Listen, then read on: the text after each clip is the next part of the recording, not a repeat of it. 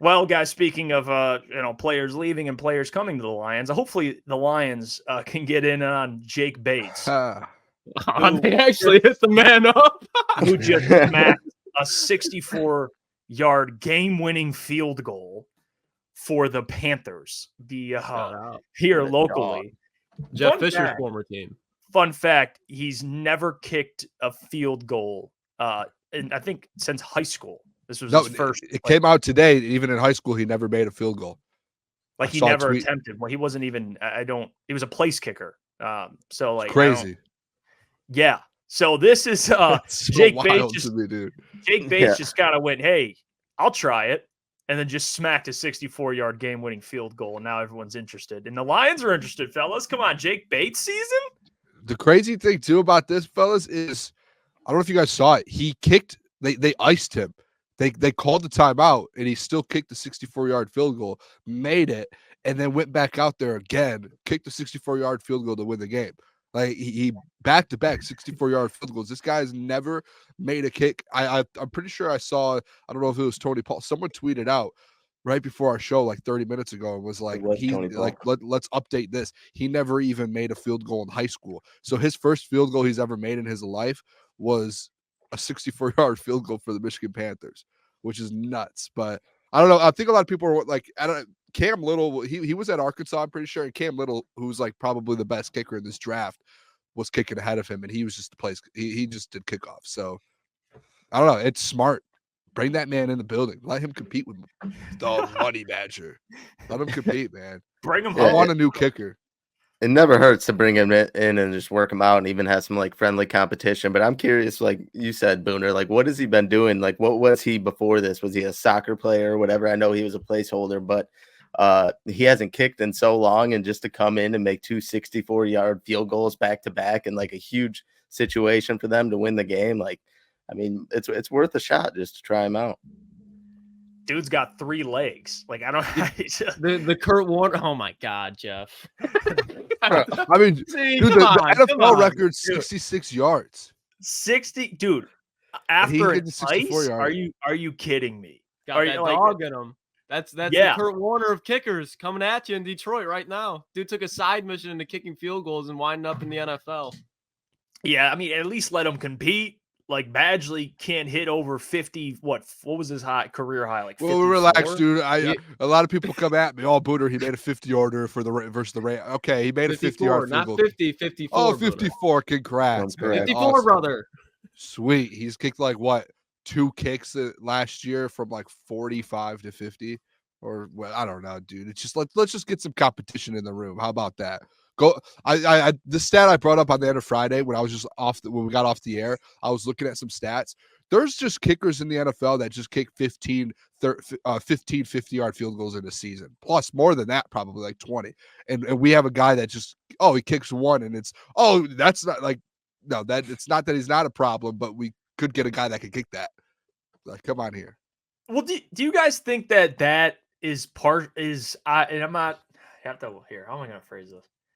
I think that is because he's unable to, but also we have the most aggressive coach in the NFL. So that has to factor into it as well. Like if it's 4th and 5, he ain't kicking it like that. And again, maybe that's because Badgley stinks, but also maybe it's because Dan trusts his players and he's like, "Fuck it, boys, we're going for it." Like I think both things trust his players, but his kicker. Okay, that makes sense. He has to have some trust in him. He wouldn't be the starting field goal kicker on an NFC Championship team led by Dan Campbell if he didn't have some trust in him, and that's just facts. Even if he knows it's not the best kicker, he probably knows that he's better than nothing. Some trust. He's better than Riley Patterson. Not very much. See, listen, this is my thing. I don't care. Aldrich Rojas, remember him?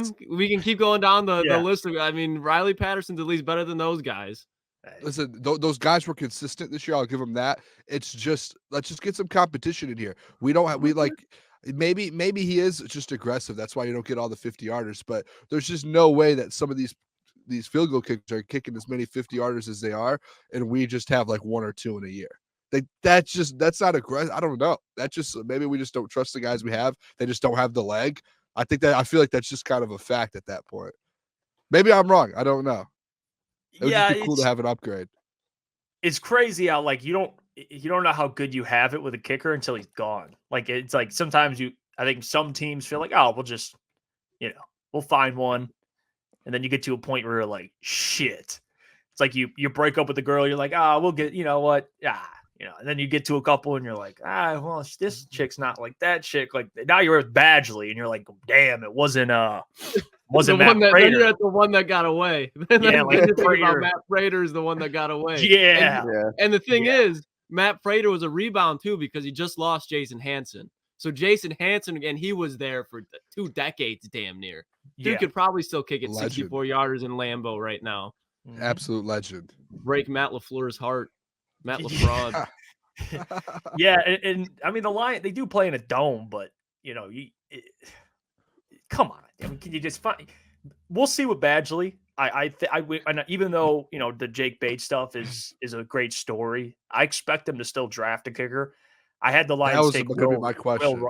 I had the Lions taking Will Reker today in my 7-rounder.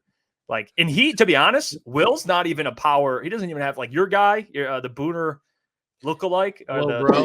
That's Harrison, little bro. Harrison, my guy. Yeah, that's a little bro to you. Harrison, he's got a strong. I think he had from 61 this year, but he's not as accurate as Will is. Like Will's like damn near perfect like every year, but his highest I think on his career is like 53.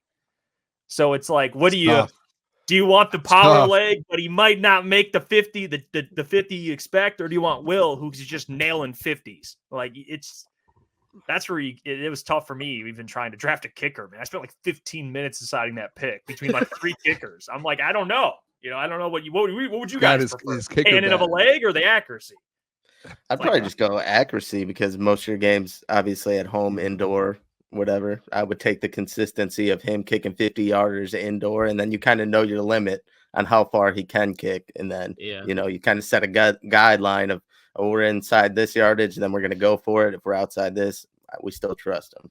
So with that though, like if you draft Will Reker, whatever his name is, are you just drafting another money badger and you're just bringing a guy that's been consistent and so you're just wasting a draft pick on a guy you already have in your building because he can't go over his high? I don't think a 7th round draft pick on a kicker is wasting a draft pick, but I think there's levels to it though. I think there's definitely levels to it. Like they could be more consistent, and at the end of the day, like if it's cheaper, I mean, a 7th round kicker, how much is that going to raise you to at least have a camp body and then raise a competition? And then because there's not going to be, I mean, there could be, I'm not out here scouting kickers and looking at kicker film.